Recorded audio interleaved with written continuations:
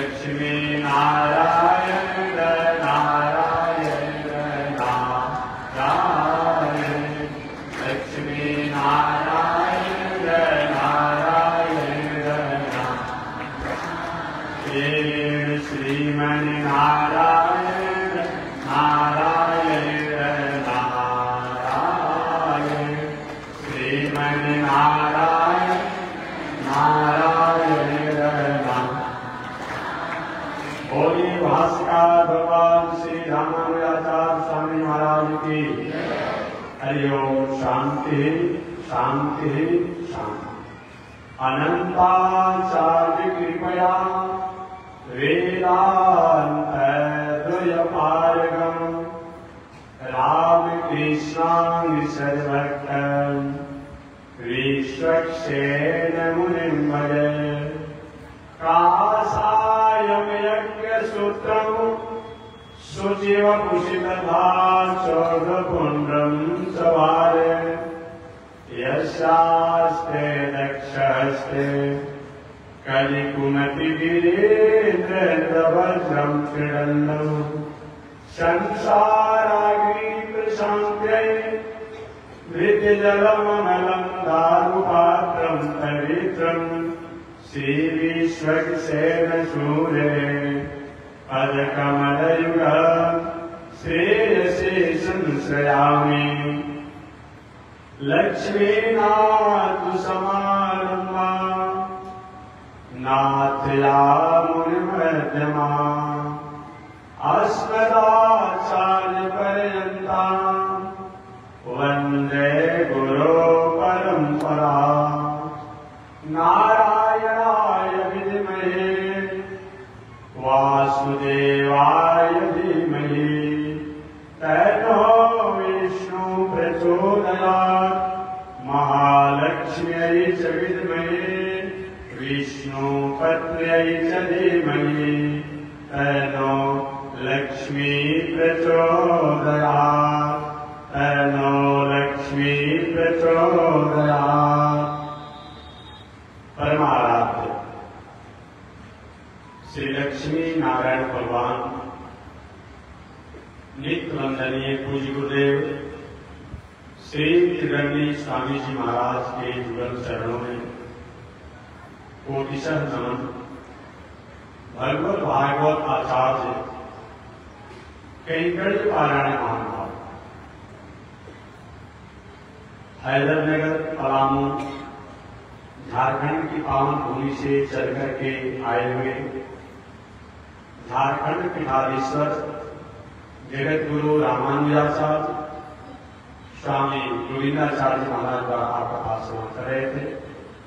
पावन भूमि पर पावन कथा को निवेदन करते हुए मैं भी आ गया। पावन कथा प्रसंग अंतर्गत पिछले दिन निवेदन किया गया कि भगवान ने काली ग्रह से काली नाग को वहां से निर्मुक्त किया,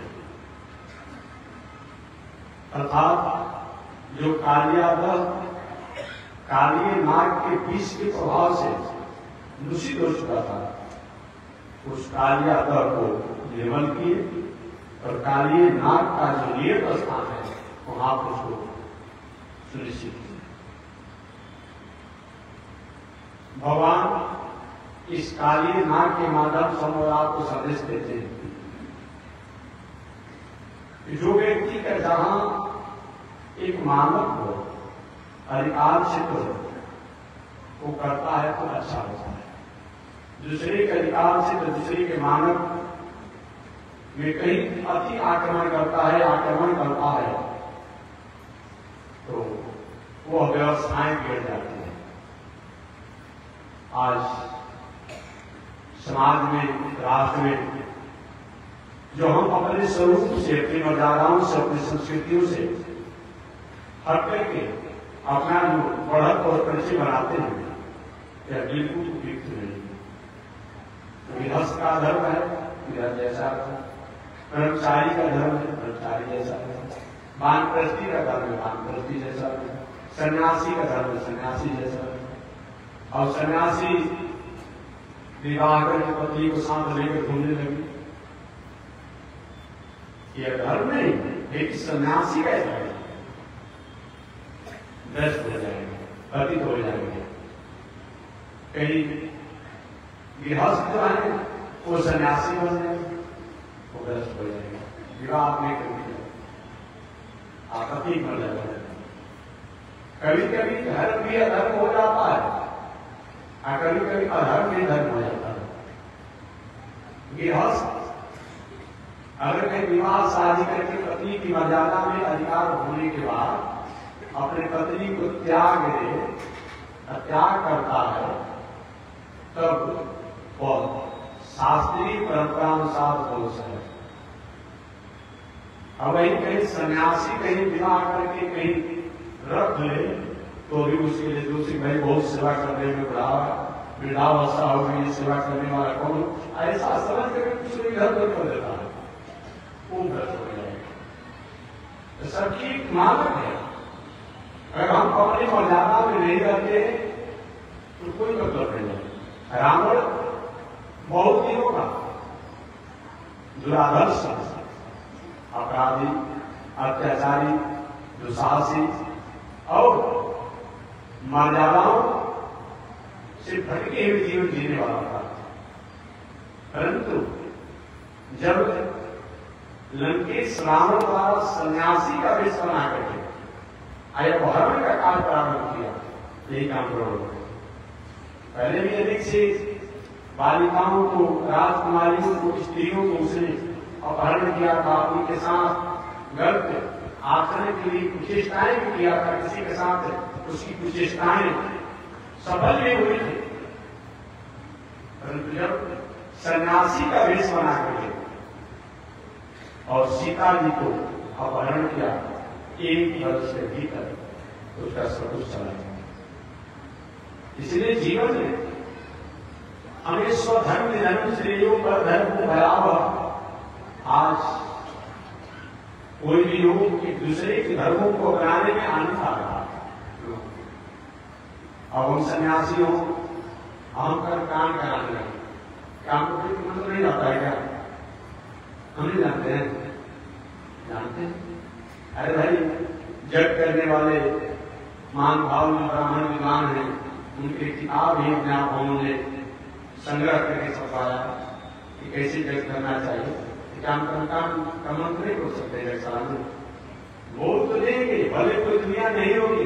अब हम कहीं खाएं कितना खर्चा करके आसान चलाने, हम आसान हो जाते हैं, और फिर क्या हम ले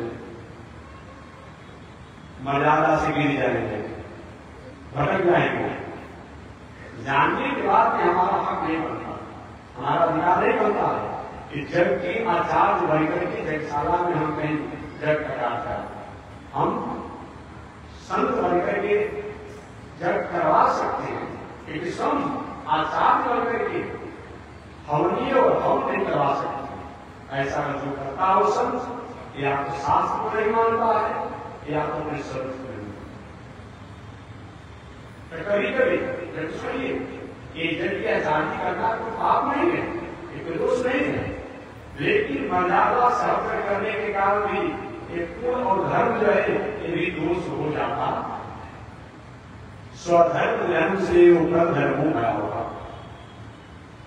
कालियानाथ ने पूछा भगवान से, प्रभु दुनिया को किसने बनाया? तो भगवान ने कहा हमने बनाया। दुनिया में हम सबको को किसने बनाया? भगवान ने कहा हमने। हम सबको में किसने दिया? भगवान ने कहा हमने दिया। तो कालियानाथ ने कहा तब प्रभु हमको धर्म क्यों दे रहे हैं? भगवान के धर्म इसलिए दे रहे हैं, तुम्हारा जहां स्थान रहने का है तो उसको छोड़ करके अब तुम काली हर्द में आए, यमुना जी का हर्द में आए हो, इसीलिए तुमको मैं शासन का राम धर्म दे रहा हूं। वही भगवान उसको दे दिया। तो हम और आपका यह संदेश प्राप्त होता है कि मानव जीवन में सभी कर्म, सभी व्यवहार, सभी आचरण वो धर्म ही नहीं होता। कभी धर्म होने के बाद भी अधर्म हो जाता है और कभी कभी अधर्म होने के बाद भी धर्म हो जाता है। जैसे कोई विकार संध्या वंदन करने वाली स्त्री हो, तीनों का संध्या वंदन स्नान ध्यान से करने वाली हो, अपने पति के अलावा दूसरे पति के प्रति अगर पति की भावना करती है तो भ्रष्ट हो जाती है, भ्रष्ट हो जाती है। ये क्या है? धर्म, ये धर्म है। इसलिए कभी कभी जीवन के छोटे से छोटे हमारा कर्म और व्यवहार में हमारे लिए बहुत बड़ा संकट बन जाता है। कालियाना आकर कालिया हर को दूषित कर दिया था, भगवान ने मुक्त किया। आगे भगवान काली नाग को रमण द्वीप पर भेज करके जमुना जी के जो विष में जो जल हो गया था, उस विषमय जगत जल को उन्होंने निर्मल किया। आगे भगवान श्री कृष्ण अपनी गायों को चराने लगे। चराते चराते बहुत लोग थक गए तो वहीं पर लोग विश्राम किए। अब विश्राम किए, अचानक उसी समय गर्मी का दिन था, पेड़ों की घर्षण हुआ और जंगल में आग लग गई। जंगल में जब आग लग गई, ये सरपत का जंगल था। इस सरपत समझते आप लोग, जिसको टुकड़ी बना हुआ, ऐसे सरपत का जंगल था, उसी में आग लग गई। ग्वाल बाल अचानक है कोई नहीं बाबा, हमारी सारी गाय जल जाएगी, हम लोग स्नात हो जाएंगे, जल्दी से जल्दी अपने आप को काम करो बाबा। भगवान ने कहा नेत्र बंद करो, नेत्र बंद करो। शरीर वालों ने नेत्र बंद किया और नेत्र बंद किया तो भगवान ने क्या किया? अग्नि को ही पान कर दिया। दावानल अग्नि को ही पान कर गया। तो यह आश्चर्य की बात है। अरे भाई, जिसके द्वारा प्रकट ही अग्नि है तो पान करना कौन बड़ी बात है? आपने पढ़ा होगा, ओम चंद्रमा मनसो जाता चक्षो सूर्यो अजायत श्रोत्रावायुष प्राणस मुखादगिरजायत। हालांकि इसका कुछ विद्वान द्वारा प्राप्त किया जाता है कि भगवान की चंद्रमा ही मन पूर्वक करते, कुछ विद्वान द्वारा कहता है चंद्रमा मनसो जाता। हालांकि अगर थोड़ी सी व्याकरण पर ग्रामर पर थोड़ा सा विचार करेंगे तो उनके द्वारा इस अर्थों को जो किया जाता है ऐसा तो सब प्रतीत हो जाएगा, ऐसा होगा। चंद्रमा मनसो जातक, तो जातक शब्द जो है अस्थि शब्द के अर्थ में नहीं किया जाएगा, अस्थि माना है होता। यहाँ जातक शब्द का प्रयोग किया गया है। जातक प्रयोग होना, उत्तम होना, जन्म लेना होता है। सीधे शास्त्रों के अर्थों को अपने मनमाने ढंग से कर देंगे, ऐसा नहीं होगा। और उसमें भी देखिए तो क्या चंद्रमा मनसो जातक, भगवान श्रीमद नारायण के मन से चंद्रमा प्रकट हुए। सृष्टि के प्रारंभ प्रथम था। एक बार तो चंद्रमा आरती ऋषि के पिता भी बने हैं, एक बार तो चंद्रमा आरती ऋषि के पुत्र भी बने, लेकिन सृष्टि के प्रथम बार प्रारंभ में चंद्रमा मनसो जातक सूर्यो अजायत बताया गया। चंद्रमा मनसो जातक चक्षु सूर्यो अजायत, अपने को सूर्य है, नेत्र से जो है वो सूर्य प्रकट हुए। चंद्रमा मनसो जातक चक्षु सूर्यो अजायत श्रोत्रावायुष, भगवान के कान से, श्रोत इंद्री से, कान से, श्रवण इंद्री से वायु प्रकट हुए। मुखादग्नि अजायत, और मुख से अग्निदेव प्रकट हुए। एक उपनिषद की कथा यहां तो नहीं है, उपनिषद की कथा है कि एक बार अग्निदेव को अहंकार हो गया, लेकिन सब कुछ अच्छा है, लेकिन जीव में, प्राणियों में, मनुष्यों में जब अहंकार आ जाता है तो भगवान को थोड़ा सा अच्छा नहीं लगता है। भगवान कहते मैंने इस भोले भाले भंडारी को सब कुछ मैंने दिया, अहंकार करता है अपने लिए। अहंकार मूढ़ात्मा गोविंदा रेता गुण, अरे मूढ़ात्मा तुम अहंकार करते हो, घर द्वार मकान भरान सब कुछ हो और वहां से मैं स्विच करा देता हूं, मकान में गाड़ी लग जाएगी, खड़ी है तो आप वहीं रह जाएगी। लेकिन भाई भाई मकान जो है उसे जल्दी निकाला जाएगा।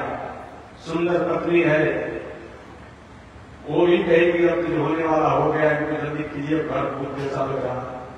पत्नी भी भूत जैसा मानकर बाहर निकाल देगी। वो जब तक स्विच प्रकार रखे कुछ नहीं किए फिर आप भी अहंकार करते हैं। भगवान का अहंकार आत्मा वो बिना रहता गुण। अगर हमारे में अहंकार आता है तो परमात्मा इस अहंकार को हल नहीं करते।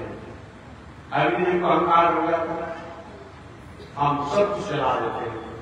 भगवान एक बार वेश बना कर कहे, एक जात में एक अग्नि का एक नाम है जात में। जात में क्या है आपका परिचय? अग्नि जो कहेगी मैं जात में सब जन्म दिला। क्या है आपका परिचय? एक सब कुछ जला देते हैं। भगवान ने एक तृण को फेंक दिया, अग्नि ने पूरे अपने शक्ति लगा दिए, लेकिन तृण को नहीं जला। भगवान का अहंकार करते हो, मेरे तेज के कार्य तुम जलाते हो तो कार्य बता सकती है, उसमें अग्नि का अहंकार हो गया। तो भगवान के मुख से ही अग्नि प्रकट है। वो भगवान बड़ा अग्नि को आंधी कर जाए तो कौन बड़ी बात है? कोई बड़ी बात नहीं है। ऐसे भगवान ने जमुना जी के तट पर सरपट के जंगलों में लगे हुए आग को पान करके और दावानल से उस बाल बालों को गायों की रक्षा किया। इस प्रकार जब भगवान श्री कृष्ण द्वारा इस लीला को उन बाल गोपाल ने जो देखा, जो कल लौट कर गए, कहा आज हम लोग कन्हैया नहीं होता, हम सब लोग का प्राण समाप्त हो जाता। आज हम लोग इस कन्हैया के कारण उस अग्नि की ज्वाला से हम लोग बचे गए।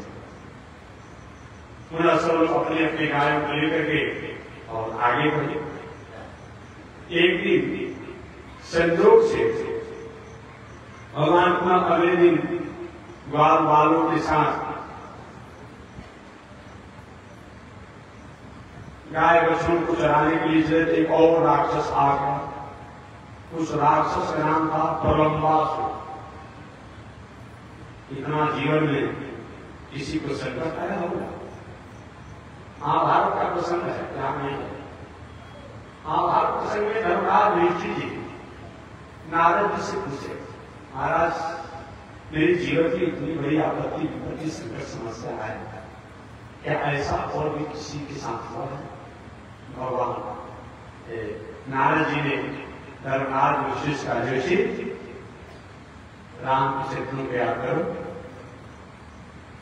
जो राम को राजमहल में रहना चाहिए, अब अवधा में जंगल में चले गए। कृष्ण की चरित्र पे आप करो, जन्म लेते हैं इनको सूत्रकागिरी से अलग जाना पड़ा। इसीलिए मानव जीवन में सुख और दुख जो कुछ भी है हमारे क्रियमान कर्मों का फल है। ऐसा जानकर जैसे सुख में हम मानते हैं कि हमारा हटिया हुआ, जीवन में दुख ही आवे उसको माना चाहे हमारा नहीं। कहीं आप नौकरी करते हैं, बिजनेस करते हैं, तो उसमें मुनाफा हो जाता है। कहते हैं ना, मैंने इस साल 1 लाख रुपए का मुनाफा किया और 10 आदमी से कहते रहते हैं आज जीवन में कहीं दुख आ गया था। अब घूम कर कहते हैं न जाने क्या भगवान ने हमें बिगाड़ा था, न जाने शिराज भी करते हैं, छठ भी करते हैं, नवरात्र भी करते हैं, जुतिया भी करते हैं और भी कुछ करते हैं। लेकिन ऐसा होता बिजनेस व्यापार में का फायदा हो गया आपने भी आगे विषम परिस्थितियां आगे अवसर विजेताओं का उदाहरण दे रहे हैं। क्या मतलब जब हम बिजनेस व्यापार जब इस प्रकार के सुख शांति आनंद के अधिकारी हम हैं, तो जीवन में हमारा दुख भी आता है, उसका भी अधिकारी नहीं माना पड़ेगा। हालांकि यही हम लोग नहीं कर पाते हैं। घर हमने बनाया, दलान हमने बनाया, मकान हमने बनाया, अमुक किया, बेटा की नौकरी हमने बनाया, ये सब हमने किया। जीवन में किसी प्रकार के संकट आपत्ति आ जाती है तो यही में ब्रह्मा ने हमारे ऊपर चक्र फेंक दिया। एक का मतलब होता है सब कुछ करने वाले आप हैं, विवाह शादी करने वाले आप हैं, अगर आपत्ति विपत्ति आएगा तो नहीं हो गए। नहीं, किसी को आपत्ति विपत्ति संकट समस्या देते ही नहीं है। पता नहीं मंगल भवन अमंगल हारी अद्रवम सुदशरथ रहिया, वो तो मंगल के भवन है, अमंगल को दूर करने वाले। भला ऐसे परमात्मा किसी को कैसे भी देख सकते हैं? देख ही नहीं सकते, ये कर देते हो। इसलिए जीवन में कहीं भी रहे, हम चाहे हिमालय में रहे, चाहे गांव में रहे, संकट समस्या आपत्ति हमारा पीछा नहीं छोड़ती है, किसी को छोड़ा भी नहीं। इस संसार में ईश्वर विराय हो, ब्रह्म विराय हो, उनको भी उन परिस्थितियों से गुजरना पड़ा है, तो हम और आप क्या? और एक बात और मैं निवेदन करूंगा, इस दुनिया में जो भी महापुरुष आए, जो भी लोग आए, महानुभाव आए, एक भी महानुभाव महापुरुष का बता दीजिए जीवन क्षेत्र में उनके जीवन में समस्याएं नहीं आती, कोई ऐसा नहीं है। संत होता, भगवान होता, ऋषि होता, प्राय लागे हो। इसलिए अंतर इतना है कि संत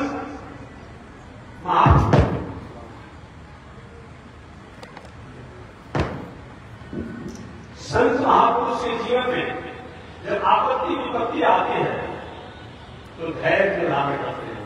आज सामान्य लोगों के जीवन में अगर आपत्ति विपत्ति आती है तो घबरा जाते हैं, बस इतना ही होता है।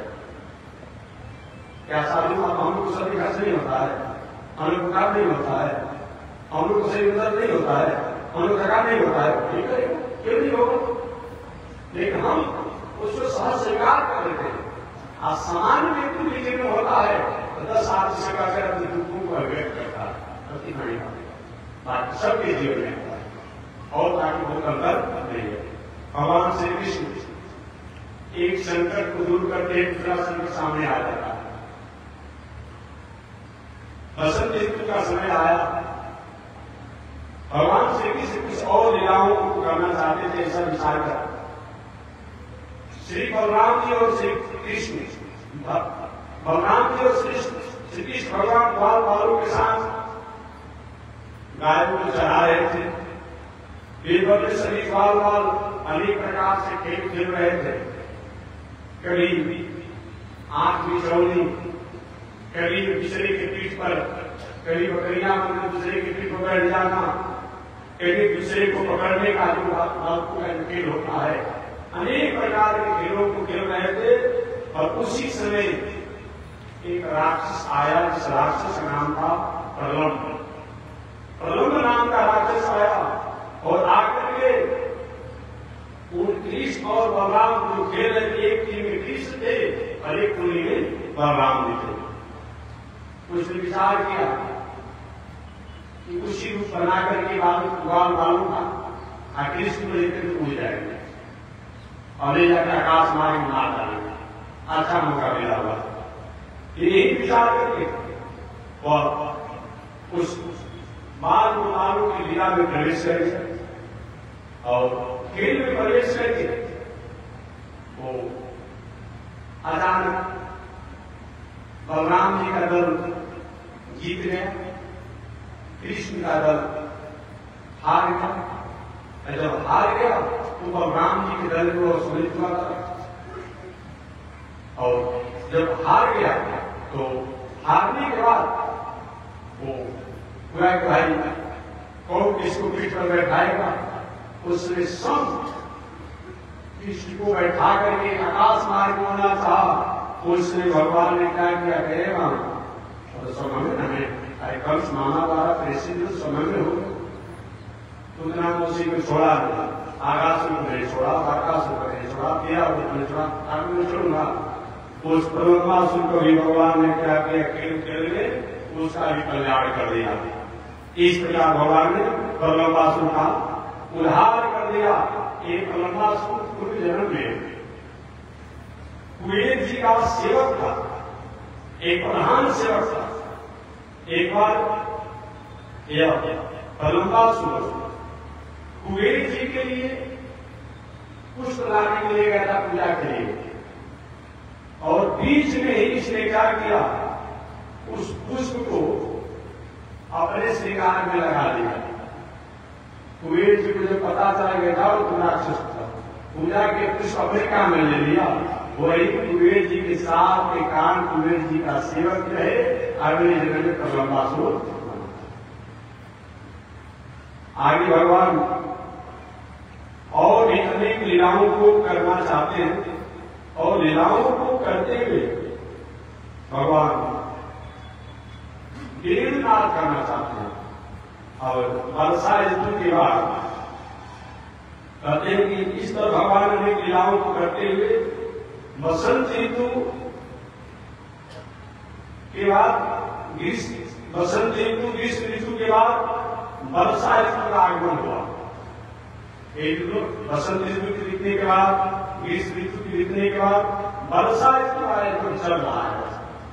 एक वर्षा ऋतु का समय आया, आषाढ़ का महीना था। आषाढ़ महीना में गुरु पूर्णिमा का एक बहुत बड़ा महत्व होता है। गुरु पूर्णिमा का मतलब क्या होता है? जैसे पूर्णिमा अपने आप में पूर्ण होता है, तो जीव की पूर्णता गुरु के द्वारा ही होती है। गुरु का मतलब गुरु तत्व से, वरिष्ठ तत्वों से, श्रेष्ठ तत्वों से शरीर के कल्याण के लिए संसारिक साधन की आवश्यकता है। आत्मा के कल्याण के लिए गुरु द्वारा प्राप्त संदेशों से अपना उद्धार करना है। ऐसे जिनके द्वारा तत्वों को प्राप्त करके हम अपनी आत्मा के स्वरूप को समझ सके, आत्मा को परमात्मा से जुड़ने के लिए हम प्रेरणा को प्राप्त करें, ऐसे को ही गुरु कहा जाता है। आषाढ़ पूर्णिमा का समय आया, सभी लोग अपने अपने खेती बाड़ी इत्यादि में प्रकृति ही हरा ही हरा हो गई।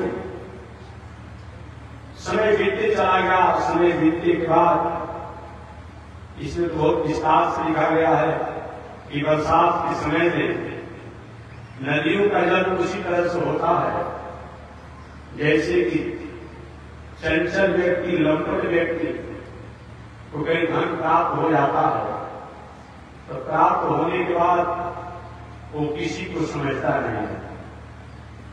ऐसी नदियां जल को प्राप्त करके अपने को झुलाती है, अहंकार में रहती है, परंतु वही समुद्र चाहे कितना भी जल प्राप्त हो उसमें गंभीरता बनी जाती है। अनेक पंछी अपने अपने कर्तव्य को करने में लग जाते हैं। वर्षाकालीन समय जो होता है मानवीय सृष्टि के लिए, प्राणियों के लिए सबसे श्रेष्ठ यह ऋतु बताया गया है। अभी परमात्मा की कृपा से, भगवान की कृपा से वर्षा ऋतु के कारण हम सब लोग आनंदित हैं। वर्षा ऋतु बीतने के बाद शरद ऋतु आ गई, और शरद ऋतु की आगमन में भगवान श्री कृष्ण ने अपने बाल गोपालों के साथ बंसी, वेणु का वादन किया। बंसी बजा, बंसी है क्या चीज? पहले परसों कवि ने बताया था कि स्वभूत भाव शंकर जी बंसी बजे हुए थे। भगवान श्री कृष्ण के हाथ में छड़ी जो था वो ब्रह्मा जी थे, तो श्रृंगी जो था वही इंद्र बने थे। ऐसे भगवान ने वेणु वादन किया, बंसी को बजाया। वेणु का मतलब क्या होता है? वेणु का मतलब क्या होता है? वेणु शब्द की व्याख्या हमारे ऋषियों ने, आचार्यों ने किया है कि वेणु ही करेगा या ब्रह्म शब्द का सूचक है। इस गीत के द्वारा, इस गायन के द्वारा, इस आवाज के द्वारा, इस नाद के द्वारा ब्रह्म तत्वों को पहचाना जाए, ब्रह्म तत्वों को स्वीकार किया जाए, ब्रह्म तत्वों को अपनाया जाए, उसी का नाम क्या है? वेणु जी। भगवान श्री कृष्ण उस शरद ऋतु के पावन अवसर पर वेणु नाद किया, और वेणु नाद किया उस समय जो भी गोपियां हैं सब अपने अपने काम काजों को छोड़ करके और वेणु नाद को सुन करके भगवान के पास आई, और भगवान के पास आई। भगवान ने कहा, मंगल है, आप लोग आने का क्या कारण है? गोपी ने आपने वेणु बजाया, उस वेणु के नाम पर हम लोग नामों का आपने लिया, और जब आपने मेरे नामों को लिया तो मैं आपके पास आ गई। क्या है, आपने किस लिए आई हो? गोविंद, हम आपके तन्मयता को प्राप्त करना चाहती हूँ, आपके स्वरूप को मैं पहचानना चाहती हूँ, परखना चाहती हूँ। भगवान ने कहा, अभी केवल आपको मैं बुलाया, समय जब आएगा उसमें, अभी मैं लीला नहीं करूंगा, लीला के जब समय आएगा उसमें लीला की जाएगी। भगवान गोपियों को समझा बुझा करके और उनको लीला किया। ऐसे बताया गया है आत्मा को परमात्मा में विलय करना, आत्मा को परमात्मा के तत्वों को जनाना, इसी को जो होता है इसी का नाम लीला। लीला का मतलब क्या होता है? लाभयति इति लीला। जिसमें जाने के बाद, जिसमें प्रवेश करने के बाद हम संसार की अवस्थाओं से उठ करके, संसार की व्यवस्थाओं से उठ करके, संसार के तत्वों से उठ करके परमात्मा के तत्व में जाकर के लय हो जाए, विलय हो जाए, उसका नाम क्या है? लीला। भगवान ने कहा कि एक समय आएगा कि रास लीला होगा, तब मेरे तत्वों को आप जानोगे। रास लीला का मतलब क्या होता है? रास नाम होता है, आज की भाषा में जो कहते हैं भगवान श्री कृष्ण जब रास कर सकते तो हम कार्य नहीं करेंगे। रास न जानते का होता है रसो वही आनंद। क्या जी? रसो वही आनंद। आनंद को रस कहा जाता है, रस से रास बनता है। अर्थात आनंद की लीला, ब्रह्मानंद की लीला, परमानंद की लीला, ईश्वर की लीला, कोई रास लीला के नामों से जाना जाता है।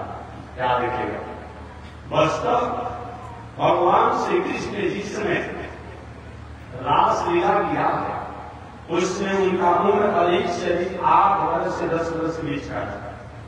आज भी 8 से 10 वर्ष का बालक बालिकाएं, कहीं एक सामने तो थोड़ा कम हो गया, भाई जी की छोटी फसल 1 वर्ष का लड़का हो रहा है, चल जा रहा है प्रज्ञा पढ़ने के लिए। लेकिन अब 8-10 वर्ष तक तो लड़का जो होते थे एक भव्य भी बन कर जाता था। मार्किंग माता जी अपने प्राण में कहीं बांध देती, मार्किंग में समेट दिया जाता, ऐसी तरह मार्किंग पान में घूमते रहता। और न है कि लड़का भी गर्भ में जन्म लेने वाला पहले से जूता घर में रख दिया जाता, कुर्ता घर में रख दिया जाता, और हो गया मोबाइल तो घर में रख दिया जाता। क्या है कि सबसे खिलौना कर मोबाइल दे दिया जाएगा, आज की बात हो गई। लेकिन पहले अब 1 वर्ष के लड़का को जूता बनाया जाता था, अच्छा बनाया लड़का को। अरे 5 वर्ष के बाद 10 वर्ष के बाद कोई जूता चप्पल की बात नहीं समझ में आती। तो समझिए आज से 6000 वर्ष पहले ये अभी भटकता हुआ है, चंचल जुग है। इस चंचल जुग में भी आज भी 8 वर्ष से 10 वर्ष रहेगा, क्या किसी प्रकार के उचित कर्मों में भटक सकता है? हमारे समय से तो बहुत मुश्किल काम है। उस समय समझिए भगवान श्री कृष्ण 8 से 10 वर्ष कह क्या उन अगर संसारी बात मानते हैं तब, अगर ब्रह्म तत्व मानते हैं तो कोई आचरण करने का मतलब नहीं होता, तो कोई टीका टीकी करने का मतलब नहीं होता।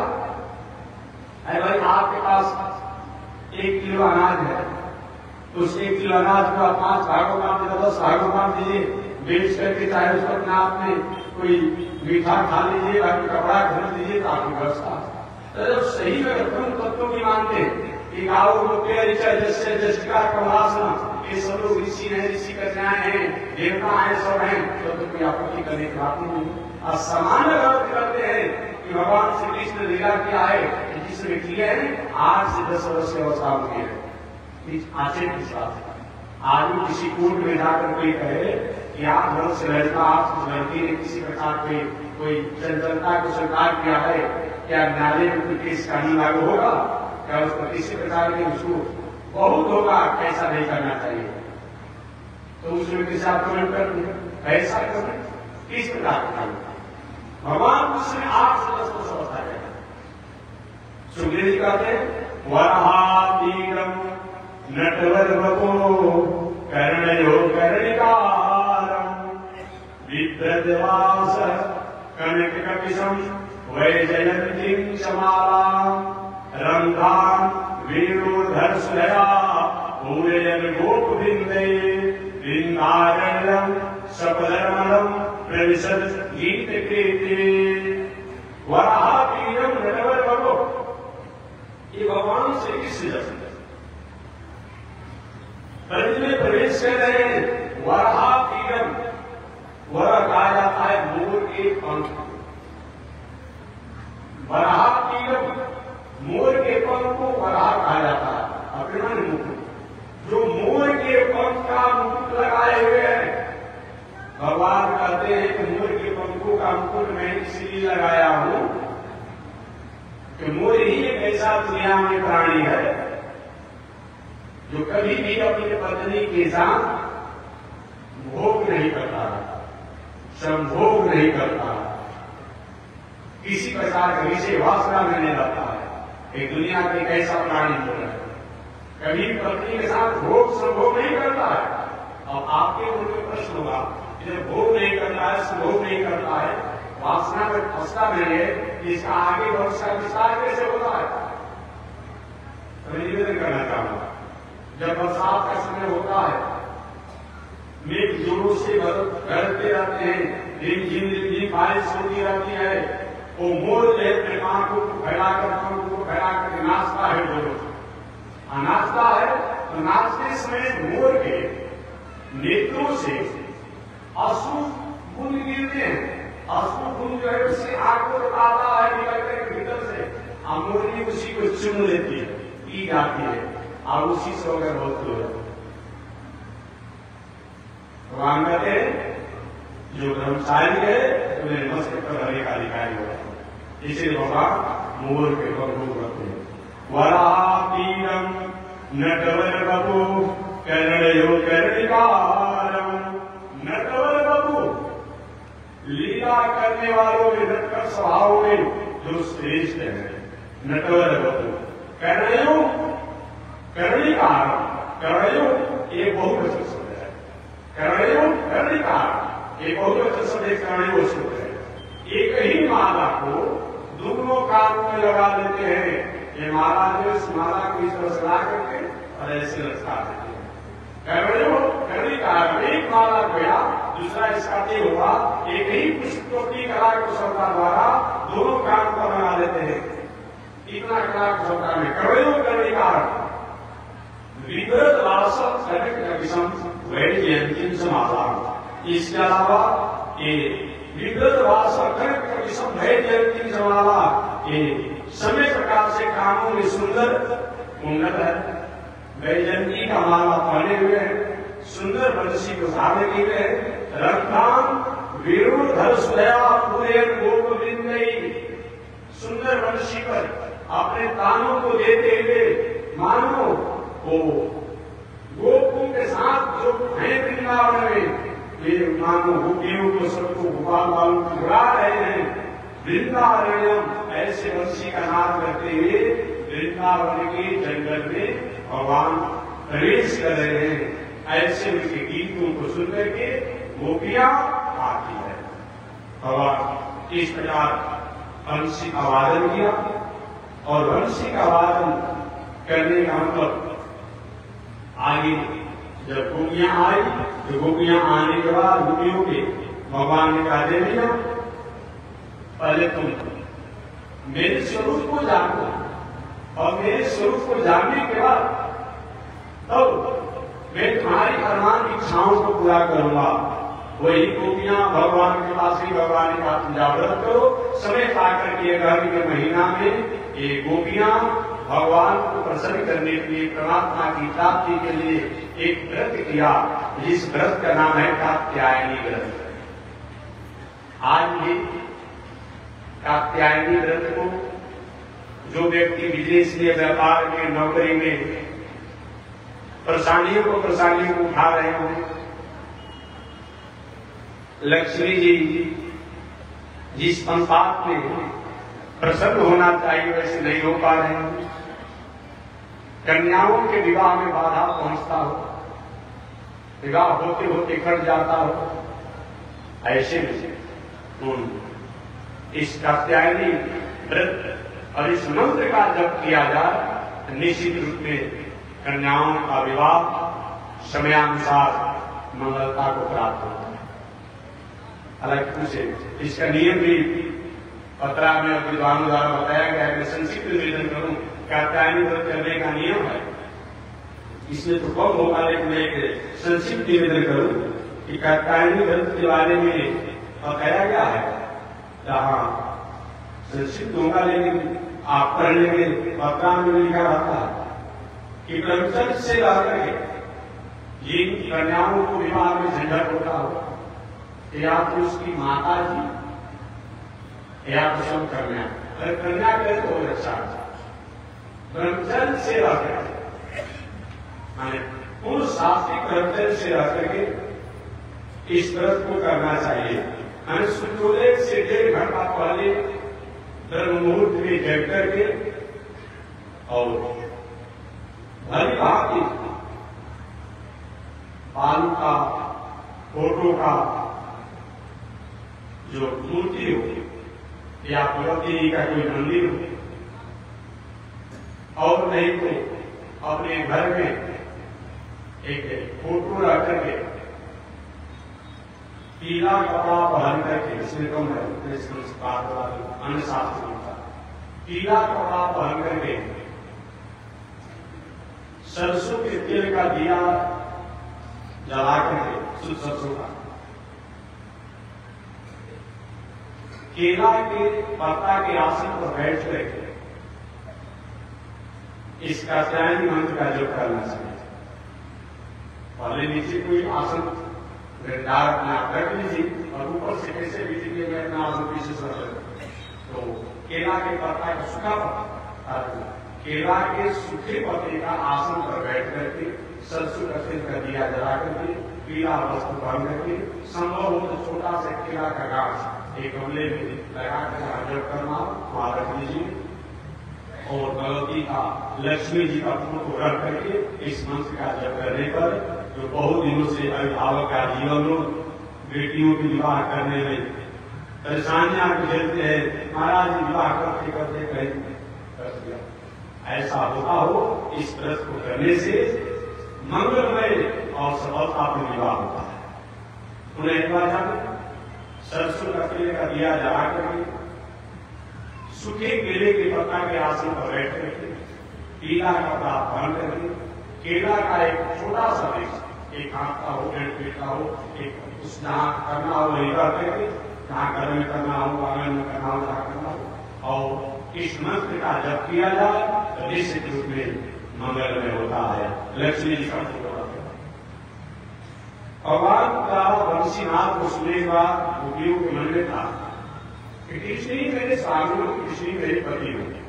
ये विचार करके, भावना करके एक बताया गया यहाँ पर, इस मंत्र को जप करने से कोई वस्तु भी अपने आप में कहीं न कहीं पता होने के मान हो जाती है, या अच्छी कुछ खानदान में कन्याओं का विवाह भी हो सकता है। अगर कन्याएं करने में सफल नहीं हो तो कन्या की माता करे, माता सक्षम नहीं हो तो पिताजी करे, पिता सक्षम नहीं हो तो भाई करे, भाई सक्षम नहीं हो तो और कोई विवाह इत्यादि द्वारा कराएं। लेकिन सबसे अच्छा है कि जिसका विवाह में झंझट हो रहा है वो अगर करेगा तो अच्छा। मंत्र का कात्यायनी महामाये महायोगी कलेश्वरे नंद गोप सुतम देवे पति में कुरुते नमः। हे कात्यायनी देवी, आप महामाया हैं, महायोगी दिशरी आप हैं।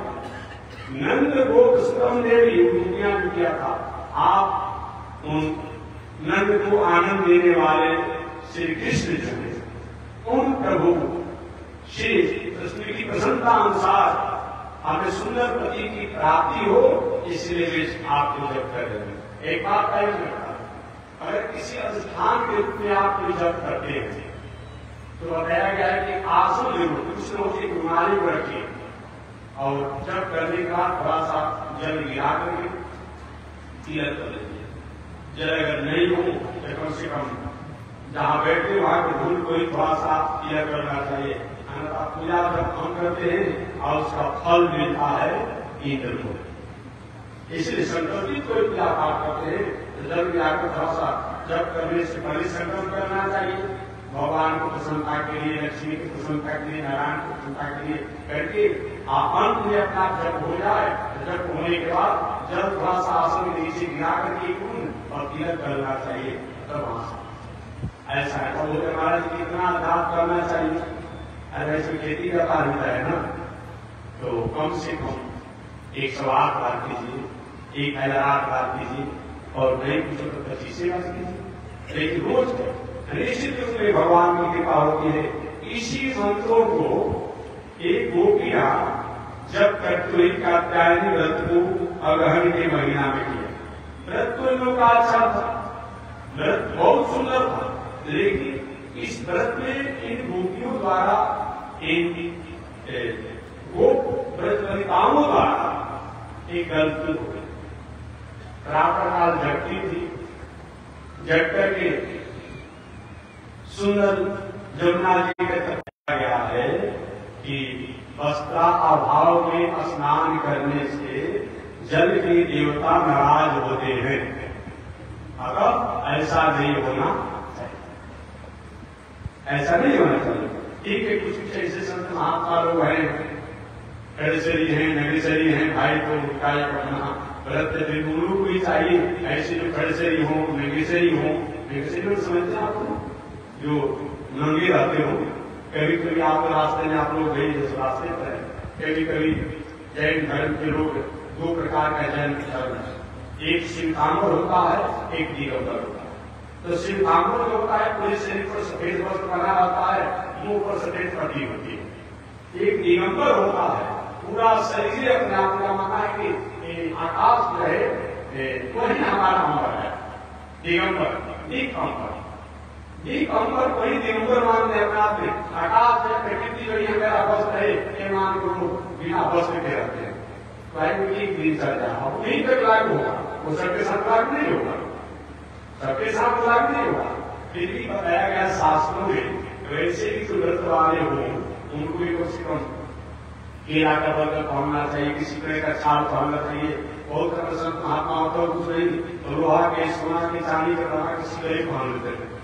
देखिए मैं कहीं में आप लोग आप जाएंगे तो ऐसे भी सब लोग होते हैं, लेकिन ऐसे निर्वस्त्र नहीं रहना चाहिए। सन्यासी को सबसे कम वस्त्र पहनने के लिए बताया गया है। सन्यासी का दो प्रकार का परिवेश बताया गया है वस्त्र के बारे में। एक तो बताया गया है जानु उद्धव अधर्माही एकम वस्त्र धारे, ये सन्यासी के लिए क्या चीज, जानु उद्धव अधर्माही एकम वस्त्र धारे, नाभि से नीचे और केवना से ऊपर एक वस्त्र लंगोटी के भीतर नहीं चाहिए। लंगोटी के अलावा एक वस्त्र पहन करके सन्यासी को रहना चाहिए। एक विचार है। दूसरा विचार है कासायम पर घोषित गात्रम बताया गया है कि शरीर की अनुकूलता, प्रकृति की अनुकूलता, समाज की अनुकूलता को देखते हुए पूरे शरीर जो है कासाय यानी गेरुआ वस्त्र से ढका रहना चाहिए। दोनों अपने आप शास्त्र में बताया गया है। इस तरीके से इन गोपियों द्वारा पूजा पाठ किया जा रहा था, एक तो अच्छी बात है, लेकिन गोपियां वस्त्राभाव होकर के नग्न होकर के और स्नान कर रहे थे। समय बीते चला गया। अचानक भगवान को यह सूचना मिली कि गोपियों द्वारा, अब उसने भी बहुत अवस्था गोपियों का भी नहीं था, यही जानने लगा। कोई 8 वर्ष से 10 वर्ष के अवस्था में, कोई 6 वर्ष से, कोई 8 वर्ष से, कोई 10 वर्ष से। कृष्ण भी 8 वर्ष 10 वर्ष के भीतर के पास में मिलेगा। आज ये लड़का लड़की कहीं नदी पर कहीं नहाता है, दूसरे कपड़ा लेकर भाग जाता है, क्या मतलब होता है? कोई दूसरा बात होता है, आदमी ऐसा होता है, कोई मतलब नहीं। अब समझ लिया था कि स्नान करती थी, भगवान ने कही बहुत बड़ा बात हुआ। गोपियों का व्रत तो अच्छा था, का व्रत जो है अधूरा हो जाएगा, व्रत सफल नहीं होगा, मंगल करने वाला नहीं होगा। एक विचार कर एक दिन भगवान करे, गोपियां जब ब्रह्म मुहूर्त में जब स्नान करे जमुना जी के तट पर करके और स्नान करे थी, अचानक भगवान ने क्या किया, उन सभी गोपियों के कपड़ा को बटोर करके कदम के पेड़ पूछा जमुना जी के तट पर।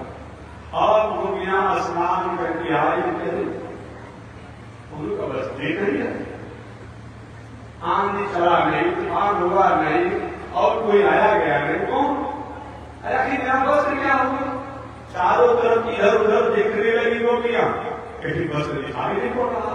अचानक देखते कहीं पर देखा, ऊपर अगर देखा बगल देखा, जब कहीं पर थोड़ी सी दृष्टि उनके ऊपर गई, अब ऊपर गई तो श्रीमान जी एक कदम के वृक्ष के पत्ते में छुपे हुए थे, वस्त्रों को लेकर।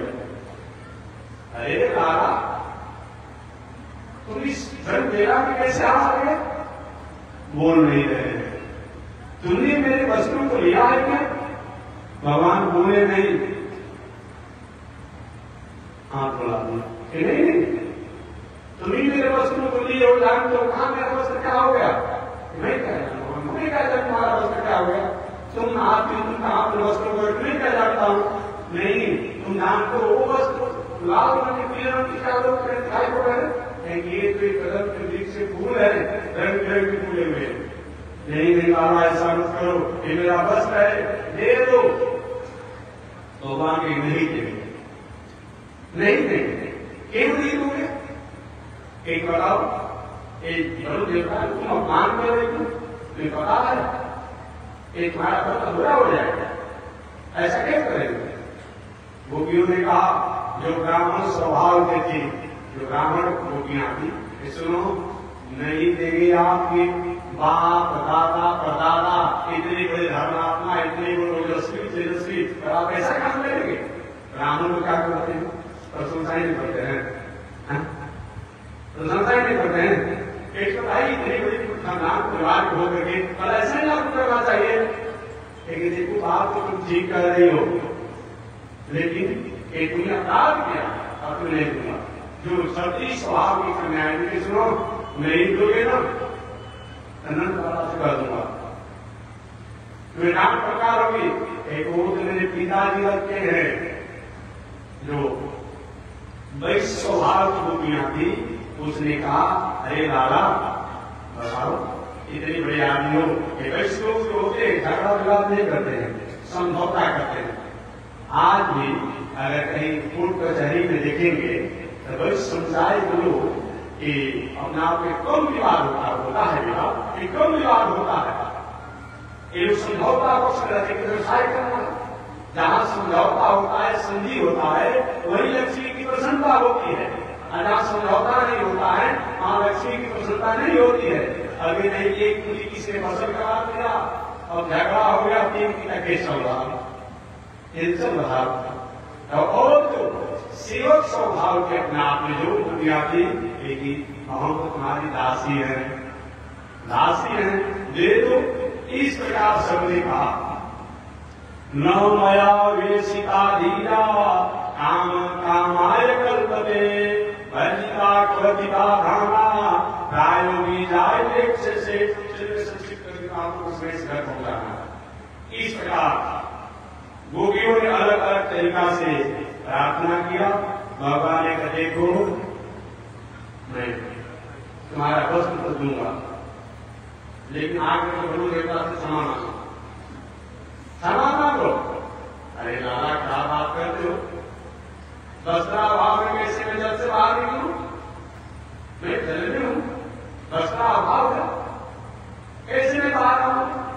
पता चल रहा है, पता नहीं चल रहा है कि तापमान हमने किया है।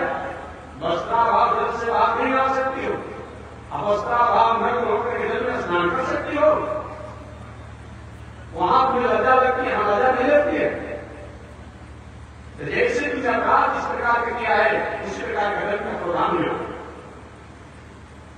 भगवान ने कहा कि अपना अपना आकर के वस्त्र ले लो, ऐसा मत करो, ऐसा मत करो। अंत में भगवान ने पूरा कपड़ा को नीचे गिरा दिया। गोपियां आकर के अपने अपने वस्त्रों को ली। अरे आज रात काम पकड़ लो, क्षमा मांग करो देवता से कि ऐसी हमारे द्वारा गलती नहीं होगी।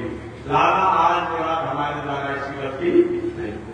यही भगवान ने चीर हरण की लीला, चीर हरण की लीला की है भगवान। अब इस पर कुछ भी काम कुछ जो होते हैं उनका विचार बताइए, भगवान को ऐसा करना चाहिए क्योंकि देखिए ये भगवान ऐसा क्यों किया। भगवान ने इस लीला को करके बताना था। गोपियों में जो अपने व्रत का ठीक था, परंतु इनके व्रत करने का तरीका जो ठीक था, उस व्रत को मर्यादा में अनुपालित करने के लिए उन्होंने ऐसा काम किया। बस तो अपने आप में भगवान को इस चीर हरण लीला द्वारा किसी काम की वासना नहीं होती है, काम की भावना कहीं प्रेरित नहीं होती है। इस पर भगवान ने चीर हरण की लीला में किया। आगे भगवान ने एक और लीला की वस्तु में रखी, एक और लीला किया। अगले दिन भगवान अपने गोपाल बालों के साथ गायों को चराने के लिए गए और गाय चलते चलते बहुत दूर चली गई। बाल गोपाल अपना भोजन लेकर के गए थे, बहुत चलने के कारण भूख लगा हुआ था। गोपाल बाल में गए डाला, हम लोग घर लौट नहीं सकते, बहुत आगे बढ़ चुके, भूख लगा हुआ, भोजन व्यवस्था करो। भगवान की जगह में भोजन ना चलाए। अरे लाल कैसे हो जाएंगे? अचानक मंत्रों की ध्वनि सुनाई पड़ रही थी कुछ दूरी पर। भगवान ने कहा ये मालूम पड़ता है कि जग हो रहा है, जाओ जग हो रहा है वहां जाकर जो जग करने वाले कराने वाले हैं उन जग पत्नियों के यहाँ जाना और जाकर कहना कि बलराम जी श्री कृष्ण आए हैं, भूख लगी है, भोजन मांगे है दीजिए। सभी बाल गोपाल गए तो जाकर हो रहा था और जाकर कहे हे भूमि देवा श्रुतो कृष्णासा देश कार्य। हे भूमि देवा, हे ब्राह्मण देवता, मेरी बात को सुनिए। कृष्ण और बलराम जो है जंगल में आए हुए गाय चरा रहे हैं, उन्होंने हमें भेजा है, भूख लगी है, हमें भोजन दे दीजिए। ब्राह्मण ब्राह्मण देता होगा, उनको हमारे महात्मा जी कहते हैं। देखिए जो सही में जजमनिका वाला ब्राह्मण जो होता है, सही में जो सही में जजमनिका करता होगा, वो हजारों में एक को जो होगा दान दक्षिणा देने की प्रवृत्ति उसकी होगी। अन्यथा रोज पूजा पाठ कराएंगे जजमान के यहाँ, आपको साढ़े साथी है तो शनिचर है, राहु है, केतु है, कपूर है, माने अगर 365 दिन का है तो 365 दिन का चढ़ा देंगे। उनसे पूछा कि महाराज जी आप पूजा पाठ कराते हैं, आपको योगा चढ़ता है कि नहीं चढ़ता है? आपको पूजा किसी करना चाहिए कि नहीं करना चाहिए?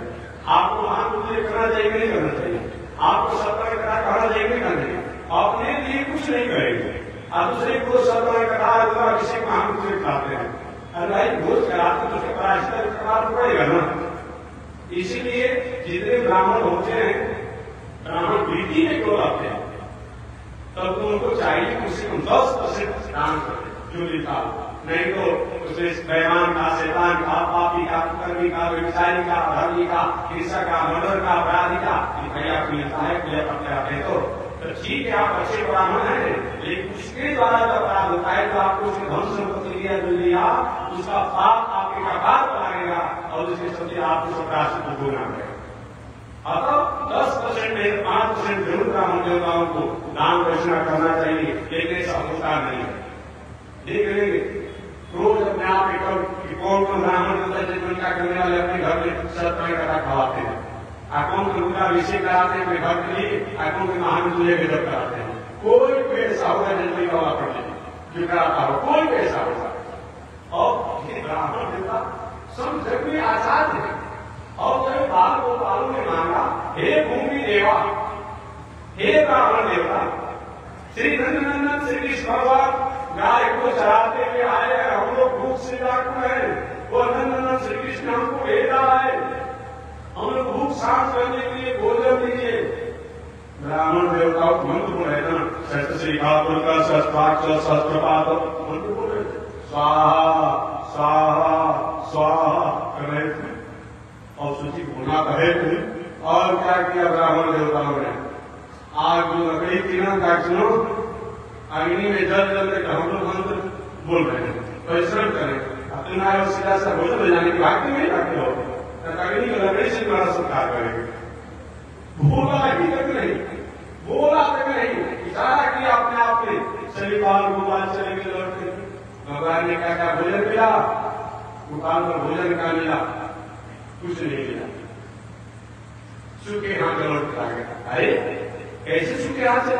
अरे महाराज जहां आपने लिया कि ब्राह्मण में देने की बात तो छोड़ दिए, बाणी से बोला तक नहीं और मांगने पर नाम में इशारा किया, जल जाते नहीं जाते हो। भगवान कहे भोले भाले आदमी उन ब्राह्मणों के पास है ही क्या कितने गए, उनकी पत्नियों के पास जाना चाहिए, जब नहीं उनसे कहो ना। कोई पुनः भगवान ने क्या किया, कोई ब्राह्मण पत्नियों के पास गए और जाकर कहे कि भगवान श्री कृष्ण जंगल में गाय चरा रहे हैं, हम लोग भूखे हैं, उनके आदेश से आए हैं भोजन की। और उन ब्राह्मण की पत्नियों ने अनेक प्रकार के पकवान बना करके खाते। ऐसे बोले हमने कैसे बोला भगवान को खिलाने के लिए? सभी ब्राह्मण पत्नियां जो है अपना प्रतिपाल की अपने अपने हाथ में सजा करके पकवान खूब करके जंगल में चल दिया। ब्राह्मण बता दिए क्या हो गया, इधर हम जंगल में फंसे हुए हैं, हमारी पत्नियां बिना पुष्प सजा रही। अब एक सारा में संकट बैठे ना, और इशारा करते हूँ कहाँ जा रहे हो, पूरी कर दिए, आप जो करते हैं उसको कहिए हम बाजार में मिला देंगे। क्या हुआ, ये कौन सा मंत्र दे दिया बाल गोपालों ने? और क्या हुआ, और पत्नियां जो है चली गई और भगवान ने उन बाल गोपालों को सुंदर पकवान खिलाया पिलाया। और अंत में जब जाने लगी तो जाते समय महाराज जाएंगे, पति जी नहीं रखेंगे तब क्या होगा, बिना आज्ञा के आ गई हूँ, भगवान के तो हमारा हो जाता है, सारा दुनिया उसी का हो जाता है। और गई पुनः गई और ब्राह्मणों का ज्ञान मिल गए, हम कितना भागी है, दुर्भागी है, स्वयं परमात्मा इसके साथ लीला करने के लिए नंद नंदन को देव निर्मल करा है, लेकिन अपने पांडित्य के कारण, अपने पिता कारण उनके भी महत्व को नहीं समझ पाए। इतनी भाग्यशाली हो, पूर्व जन्म का तुम्हारा कितना सुखी रहे, सर्व पत्नी को धन्यवाद दिया। इस प्रकार भगवान ने उन ब्राह्मण पत्नियों द्वारा सत्कार और सम्मान को प्राप्त करके और आनंद को प्राप्त किए। आगे भगवान ने और भी अनेक प्रकार की लीलाएं की, तो शेष चर्चा अगले दिन। आज इसी के साथ वाणी विराम। एक बार परमात्मा का नाम श्रीमन्नारायण श्रीलक्ष्मी श्रीमन्नारायण नारायण नारायण श्रीमन्नारायण नारायण। बोलिए लक्ष्मी नारायण भगवान की हरि ओम। शांति शांति शांति।